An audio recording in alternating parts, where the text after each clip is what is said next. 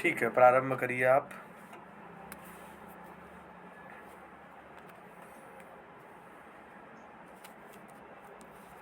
जी गुरु जी, प्रणाम कर रहे हैं। आदरणीय परम श्री गुरु जी, उस कक्षा में हमारे यात्रीगण सभी मेरा प्रणाम को स्वीकार करें तथा प्रणाम करने से पहले अपने तन मन स्थान को पवित्र कर लेते हैं। छोटा सा भजन है, सत्संगी भजन है। ओ मेरे पापी मन कर ले भजन, बाद में प्यारे पछताएगा, जब पिंजरे से पक्षी निकल जाएगा। क्यों करता है तू मेरा तेरा, न कुछ तेरा न कुछ मेरा। खाली हाथ आया है खाली हाथ जाएगा, जैसा किया कर्म तू ऐसा ही फल पाएगा। वो पापी मन कर ले भजन, बाद में प्यारे तू पछताएगा, जब पिंजरे से पक्षी निकल जाएगा। पूरी जवानी जी भर के सोया, आया बुढ़ापा तो देख के रोया। प्रभु की नजर से तो बच नहीं पाएगा, आएगा बुढ़ापा तो थर थर कपाएगा। बाद में प्यारे तो पछताएगा, जब पिंजरे से पंछी निकल जाएगा। पाया मनुष्य तन फिर क्यों तू रोया, मोह माया के बाद में तू क्यों खोया। सुंदर जीवन जिया उसने प्रभु ने के गुण गाए जा, अपने हृदय को प्यारे भक्ति में लगाए जा। बाद में प्यारे तू पछताएगा, जब पिंजरे से पक्षी निकल जाएगा। बहुत सुंदर। जन से बोलो जय श्री राम, राधा रमन सरकार की जय, सोनिया सेठ की जय। बहुत सुंदर। अब श्री भागवत कथा सप्ताही कथा के मंगल में की ओर स्नान करते हैं। एक दास की मुखारविंद से प्राकृतिक और पुरुष का अपने गुरु जी के समक्ष प्रस्तुत कर रहा हूँ। जहाँ प्राकृतिक और पुरुष परमात्मा की बात हो रही है, जैसे कि मैं प्रकृति पर प्रकाश डाल रहा हूँ। शून्य और चेतना, जब इस जगत में कुछ भी नहीं था, यानी सब कुछ शून्य था, तो सृष्टि अब केवल एक असीम और निराकार परम चेतना थी। तब भगवान विष्णु क्षीर सागर में शेष नाग के सैया पर विराजमान थे। तब उनके मन में व्याकुलता आई। फिर उनके उस विचार से कमल की उत्पत्ति हुई, जो ब्रह्मा जी भगवान विष्णु के नाभि से एक दिव्य कमल प्रकट हुआ, जिसमें से सृष्टि कर्ता भगवान ब्रह्मा जी का जन्म हुआ। पंच महाभूतों की रचना ब्रह्मा जी ने अपने संकल्प तप मात्र से पंच महाभूतों को मिलाकर समस्त संसार जीवों को, जंतुओं की रचना की, जिसमें पंचतत्व होता है आकाश, वायु, अग्नि, जल और पृथ्वी। ये पांच महाभूत हैं जो संसार में जो प्राणी हमारे हैं, हर चीज में विराजमान है। जो भी संसार में आप जीवित देखते हैं, प्राकृतिक सौंदर्य है, ये पांचों लक्षण महाभूत सबके अंदर पाया जाता है। और प्राकृतिक के तीन गुण होते हैं, सत्व, रजस और तमस। अपनी साम्यावस्था संतुलन को खोते हैं, तब वैष्णवावस्था में संतुलन पैदा होता है। इसी वैष्णवावस्था के कारण संपूर्ण जगत और नए जीवन का सृजन उत्पत्ति होता है। और हम लोग चलते हैं इस अवस्था में, वैष्णवावस्था में, मतलब कि उत्पत्ति ये प्रकृति का और पुरुष का उत्पत्ति जो भगवान के माध्यम से हो रही है, जब गुणों का संतुलन बिगड़ता है तो हलचल शुरू होती है। इससे ही वैश्म्य अवस्था का विभूषण होता है। और पुरुष और प्रकृति का मेल, पुरुष चेतना के सानिध्य से प्रकृति में यह परिवर्तन आता है, जिससे बुद्धि, अलंकार और संपूर्ण ब्रह्मांड का सृजन होता है। सृजन मतलब कि रचना, जो पृथ्वी का रचना होना। अलंकार 3 प्रकार के होते हैं। अभी हम यहाँ पर पुरुष की और प्रकृति के बारे में बताया कि एक सृष्टि की उत्पत्ति की रचना कैसे हुई। जब पुरुष ने प्रकृति को देखा तो प्रकृति को क्षोभ हुआ, तो मतलब खलबली, अंदर से बेचैनी हुआ, स्थिरता में रुकावट पैदा होती है। उसके बाद सर्वप्रथम महतत्व मतलब प्रकृति का सबसे पहला विकार, आगे चलकर संपूर्ण पृथ्वी का क्या होता है, रचना होती है। फिर महत्व तत्व से त्रिविध अहंकार होता है। त्रिविध अंधकार के बारे में मैं चर्चा कर रहा हूँ, उस पर प्रकाश डाल रहा हूँ। ये 3 प्रकार के होते हैं। सात्विक अहंकार, और दूसरा होता है राजस अहंकार, और तीसरा होता है तामस अधिकार। मतलब कि अहंकार 3 प्रकार के होते हैं। सात्विक अहंकार सत्व गुण प्रधान, त्याग और कर्तव्य और सेवा भाव से युक्त होता है। जिस इंसान के अंदर, साधु संत के अंदर ये क्या होते हैं, सत्व गुण प्रधान होते हैं। उनका त्याग है।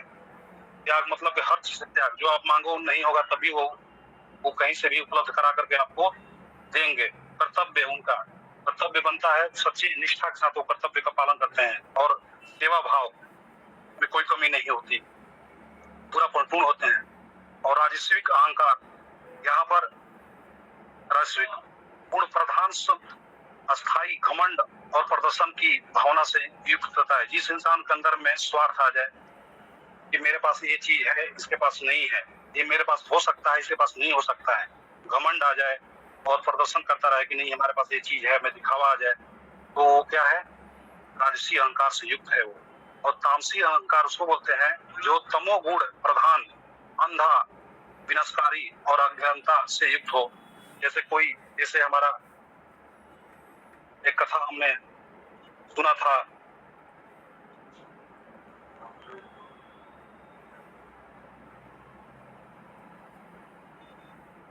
एक बार सुना था, इस गोकर्ण का भाई धुंधकारी, जो धुंधकारी क्या था, वो पूरा सात्विक अहंकार के विचार का वो इंसान था। उसमें इसका उदाहरण सहित इसका पूरा कलाएं जो है युक्त है। अभी इसमें सात्विक अहंकार में दिशा क्षेत्र का ज्ञान कराता है, वायु त्वचा का, सूर्य नेत्र का, वरुण जिह्वा का, इसी प्रकार सबका है। पंचम राजस्व अहंकार, पंचभूत होता है, आकाश, वायु, अग्नि, जल, पृथ्वी, और तंत्राएं जो है तामस अहंकार से शब्द, स्पर्श, रूप, रस सब संपूर्ण हो जाए तो समझो कि तीनों गुण सभी इंसान के अलग अलग पाए जाते हैं। इस सृष्टि की रचना में प्रकृति के पुरुष की जब इस संसार की जब रचना हो रही है तो सारे क्या है, भगवान ने सब चीजें निर्माण करके रखा और बताया कि किसका क्या संबंध है। वो बताया कि कौन इंसान कैसा है, उसमें क्या गुण है, तो सबका अलग अलग परिभाषित किया। और भगवान नारायण जब यहाँ पर प्रकृति को पुरुष का सृष्टि का रचना हो रहा है तो भगवान नारायण मतलब विष्णु, ब्रह्मा स्पर्श वाणी तब सुनाई दी। उनको क्या हुआ, उनको स्पर्श वाणी तब सुनाई दी तो ब्रह्मा जी प्रकट हो गए। तो ब्रह्मा जी ने कठोर साधना तपस्या की और भगवान प्रकट हो गए, कमल नाभि से प्रकट हुए। उसके बाद आगे बढ़ते हैं, चतुर श्लोक की भागवत, मतलब कि पहले पूर्ण में क्या था कि 4 श्लोकों में भागवत जी की कथा को हम लोग समापन करते थे। इसके पश्चात फिर साप्ताहिक कथा का ऋषि मुनियों ने बताया कि साप्ताहिक कथा का जो आनंद है भगवान का, ये साप्ताहिक कथा के ही विधि अनुसार ही भागवत जी का ये संपूर्ण होता है। अहमेवा समेवाग्रे नम्यदयात सद मत परम पश्चादहं यदास्य यो वाभिष्यते सोऽसयहम्। भगवान क्या बोल रहे हैं श्री नारायण विष्णु? इस सृष्टि के पूर्व मैं ही था इस संसार में, अन्य दूसरा कोई नहीं था। जो स्थूल जो चीज हम देख सकते हैं, छू सकते हैं, बड़े बड़े चीज, और सूक्ष्म जो हम देख नहीं सकते मगर उसको महसूस कर सकते, जैसे हवा, परम उनका कारण अज्ञान, और जो यह जगत में सब मैं ही हूँ। जो भी है संसार में जितना भी देख रहे हैं, महसूस कर रहे हैं, वो सर्वत्र जगह मैं ही हूँ।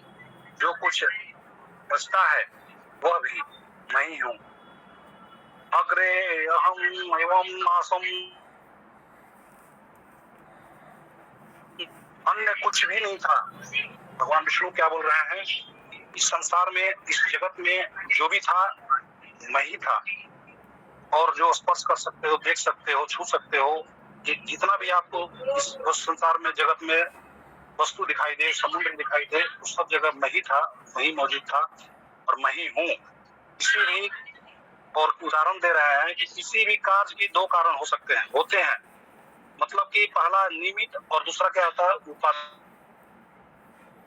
निमित्त का मतलब है कि जैसे हम विद्यार्थी हैं, अभी गुरुजी हमको पढ़ा रहे हैं, तो विद्यार्थी का मतलब होता है कि मैं वो गुण को सीख रहा हूँ, अमल कर रहा हूँ, तो क्या है? ये है उत्पाद में आता है। और हमारे गुरुजी हमको बता रहे हैं तो क्या आता है? ये निमित्त में आता है। हमको सिखा रहे हैं, हम इसको निमित्त हम सीख रहे हैं। और उत्पाद मतलब कि हम इस चीज को ग्रहण कर रहे हैं। अंदर मन के जो अंदर का चीज है उत्पाद है, वो अंदर का है, और बाहरी क्या है? निमित्त हो गया। तो जैसे कि एक घड़ा है, घड़ा निमित्त मतलब कुम्हार। कुम्हार क्या करता है? घड़ा को सृजन करता है।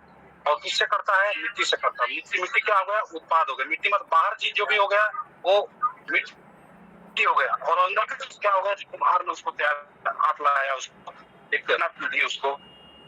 किंतु कुछ कार्य ऐसे होते हैं जिनका निमित्त और उत्पादन कारण एक ही होता है। जैसे कि मकड़ी का जाल हो गया।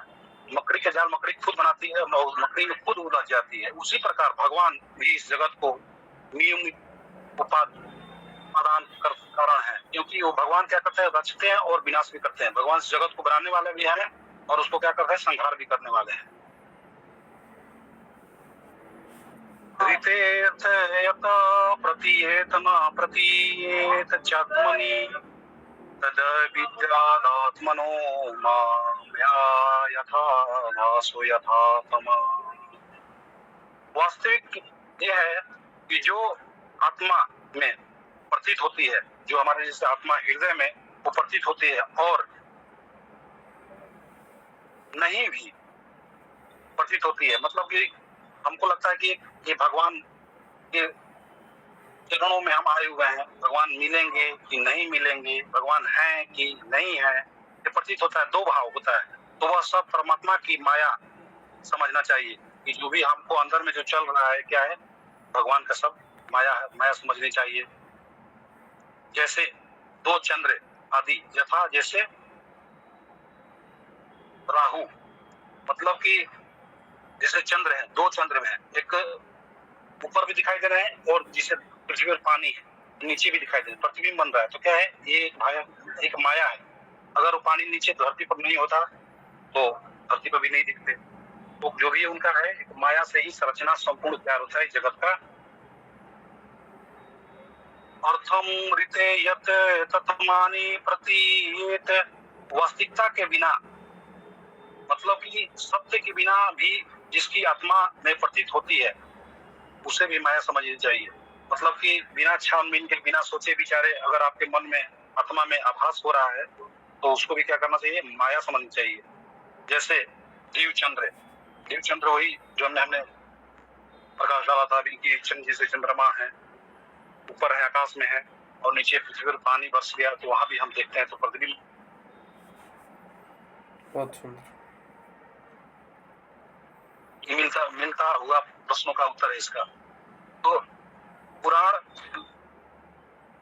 में 5 लक्षण होते हैं, पर श्रीमद् भागवत जी में 10 लक्षण, भागवत जी का 10 लक्षण होते हैं। समझो कि भागवत जी का पूरा भागवत जी है, और 5 लक्षण होता है तो पुराण का लक्षण आता है। तो इसमें 10 लक्षण क्या है? स्वर्ग, गुणों में परिवर्तन के कारण अहंकार, इंद्रिया आदि की उत्पत्ति होती है। अगर गुण में परिवर्तन के कारण क्या होता है? अहंकार भी आएगा।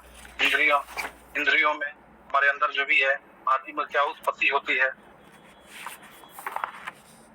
और विसर्ग, दूसरा क्या है? विसर्ग, ब्रह्मा जी की सृष्टि से। तीसरा क्या है? स्थान, श्री हरि की श्रेष्ठता, पोषण, जीवों 84 लाख जोनी जो है भगवान, यहाँ पर जितने भी जीव जंतु हैं भगवान का क्या है? उपकार है। एक ऐसा ही मानव है कि कितना भी कमाएगा उसका पेट नहीं भरेगा।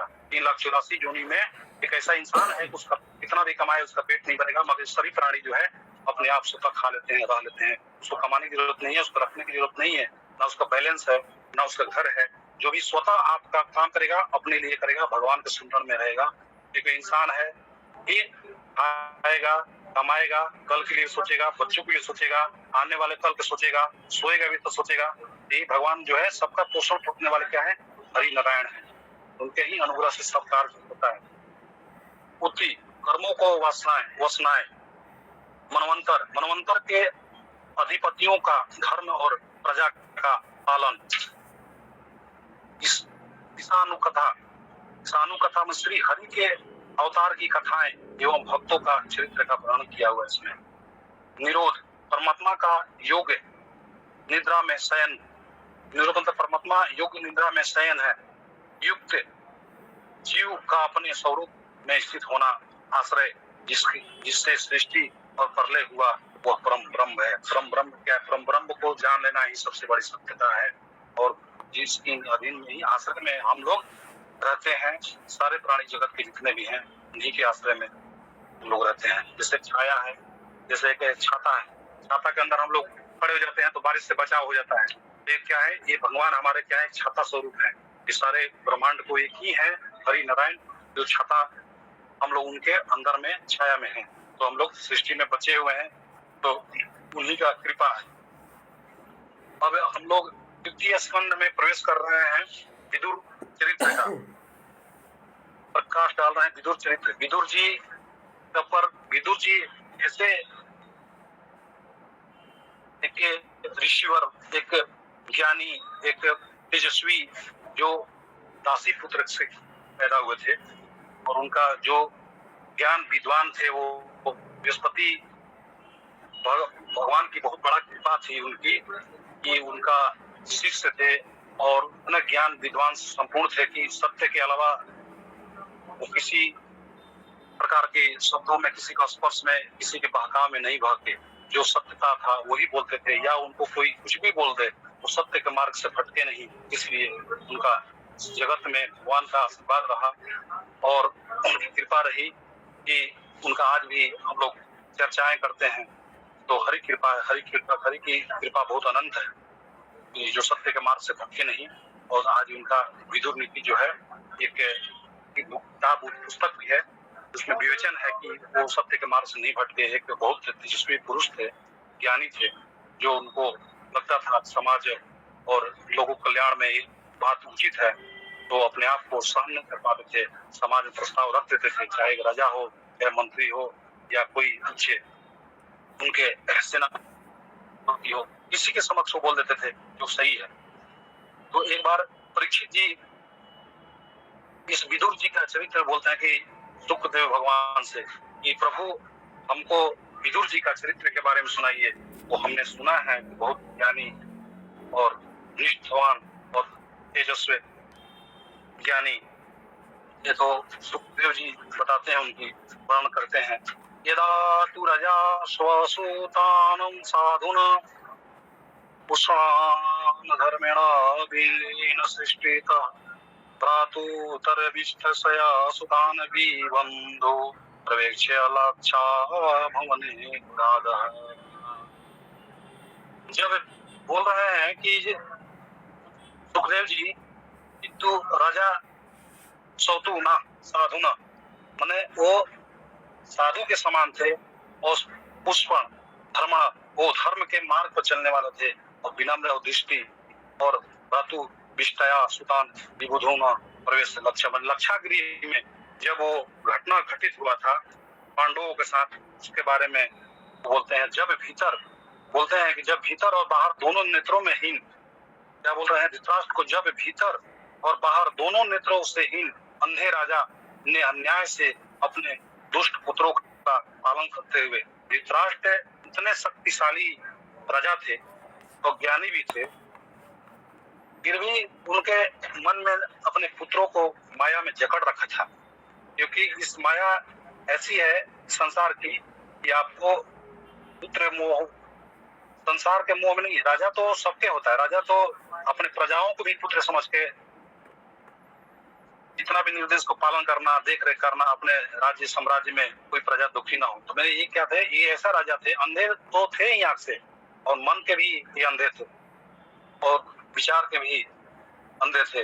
अन्याय से अपने दुष्ट पुत्रों के पालन करते हुए कि हमारे पुत्रों में कोई कमी ना हो, छोटे भाई पांडु के पुत्र को लक्षागृह में भेजकर आग लगवा दी। इसकी षड्यंत्र इन्हीं पर जाता है, श्रेय इन्हीं पर जाता है।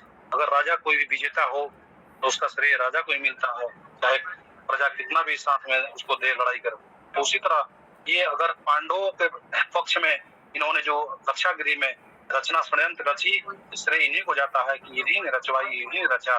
तब विदुर जी धृतराष्ट्र के पास आए और पूछने लगे, उन्होंने सलाह दी जिसे मंत्री लोग विदुर नीति कहते हैं। बोले आप राजा रहते हुए आपके क्षेत्राधिकार में इस तरह की घटना होता है तो इसका परिणाम आप और जिम्मेदारी आपको लेनी पड़ेगी। तब फिर क्या होता है कि बात बढ़ते बढ़ते ये अपने पुत्र को पास ये युधिष्ठिर की जो घटना है पांडवों की, वो धृतराष्ट्र के पुत्र के पास पहुंच जाती है। कोई खबर दे देता है कि हे महाराज, जिसे आप अपना पुत्र समझ रहे हैं वह पाप रूप है, अपने परिवार के कल्याण के लिए शीघ्र ही इसे छोड़ दीजिए। तो उन्होंने रिक्वेस्ट किया और कि निवेदन किया कि जो आप काम कर रहे हैं, कार्य कर रहे हैं, ये गलत कर रहे हैं, अपने परिवार कल्याण के लिए जो कर रहे हैं वो शीघ्र इसको छोड़ दीजिए। तो किसी ने दुर्योधन से जाकर के उसका अपना पिता की बात कि आपके पिता के पास विदुर जी गए थे और ऐसे ऐसे बोल रहे थे, तो उन्होंने तत्काल प्रभाव से अपने जाकर के उनको विदुर जी के पास जाते हैं और विदुर जी के पास उल्टा सीधा जो भी है उनका भड़ास निकालते हैं और कहते हैं विदुर जी के पिता को आपके खिलाफ भड़का रहे हैं। तो फिर दुर्योधन जाकर के बोलता है उनके, कयन मात्रो पपुजाम दास्या सुतम यदलीनो पुष्टा एनम दास्या सुतम का न प्रजा। इस कुटिल दासी पुत्र को, इतना ये जो शब्द है सुनने पर लग रहा है, कुटिल दासी पुत्र को जिसने यहाँ बुलाया, बोल रहे कि किसने इसको बुलाया, किसके कहने पर यहाँ आया, क्या काम है इसका यहाँ, जिसने अन्न से पुष्ट हुआ, ये पला पढ़ा, ये हमारे ही अन्न से बड़ा हुआ और हमारे ही साम्राज्य, हमारे राज्य में हमारे ही को ही भड़का रहा है, उसी विपरीत आचरण कर रहा है। तो दुर्योधन ने विदुर जी महाराज को कठोर वचन कहता रहा और धृतराष्ट्र सुनते रहे, कुछ नहीं बोले, क्योंकि उस समय तो ऐसा व्यतीत होता था कि आंख के अंधे हैं, कान के भी बहरा हो गया। विदुर जी धनुष दरवाजे पर रख दिए। विदुर जी इतनी संत थे ही, मतलब उनका मन इतना शांत था कि उन्होंने फैसला लिया अपने आप से और उनका जो मंत्री पद को त्यागते हुए धनुष दरवाजे पर रख करके सीधे बद्री विशाल तीर्थ यात्रा के लिए निकल गए। बोले कि प्रभु के ही चरणों में मेरी सेवा है और इतना करने की निष्ठा भाव से सेवा करने के बावजूद भी हमको इस तरह का नीच दिखा रहा है, नीचा अपमान कर रहा है सबके सामने, तो यहाँ से भगवान के चरणों में ही जाना सही है। तो उन्होंने धनुष रख करके तीर्थ यात्रा के लिए निकल गए।